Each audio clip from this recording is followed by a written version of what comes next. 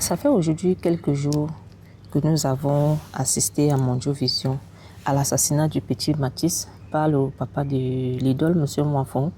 Ça énerve beaucoup de personnes, le fait qu'on mêle l'idole à ça, mais on ne pourrait la dissocier de cet assassinat parce que c'est son père malheureusement. Au départ de cette affaire, j'ai cru que voilà, je n'ai pas voulu aussi mêler l'idole à cela en me disant voilà, c'est son papa et elle n'y est pour rien de ce qui se passe. Oh, je me suis attendue à une sortie digne de ce nom, une sortie humaine. Au lieu de ça, l'idole nous a servi une pièce de théâtre comme elle sait si bien le faire parce que personne ne va le nier que c'était une pièce de théâtre montée. On se serait attendu à ce qu'elle se désolidarise de l'acte qu'a commis son père et qu'elle demande les excuses. Si ce dernier ne l'avait pas fait, qu'elle demande les excuses, qu'elle soit honnête en fait et qu'elle soit vraie. C'est ce que nous avons attendu, qu'elle dise voilà, je demande pardon au peuple camerounais, à la famille de Mathis en particulier pour l'assassinat que mon papa a commis à l'endroit de l'enfant, nanana, nanana. On se serait attendu à ça. Au lieu de ça, elle nous a servi une pièce de théâtre. Alors voilà les jours qui s'écoulent, les jours se sont écoulés et l'affaire n'est toujours pas prise en charge par la justice camerounaise. On nous fait savoir qu'il y a manque de preuves, il y a ceci.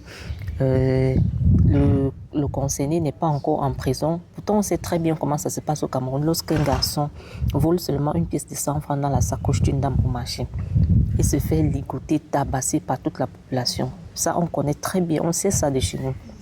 Qu'est-ce qui empêche M. Moifou d'aller en prison jusqu'aujourd'hui?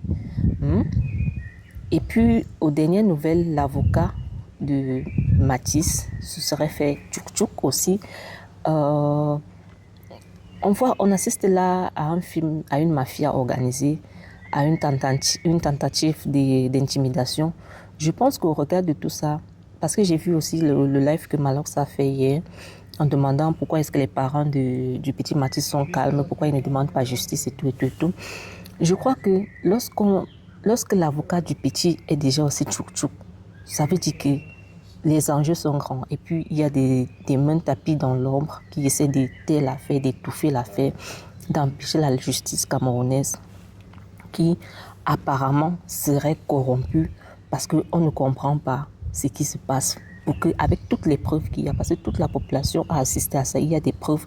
On a vu l'arme du crime, on a vu comment le petit...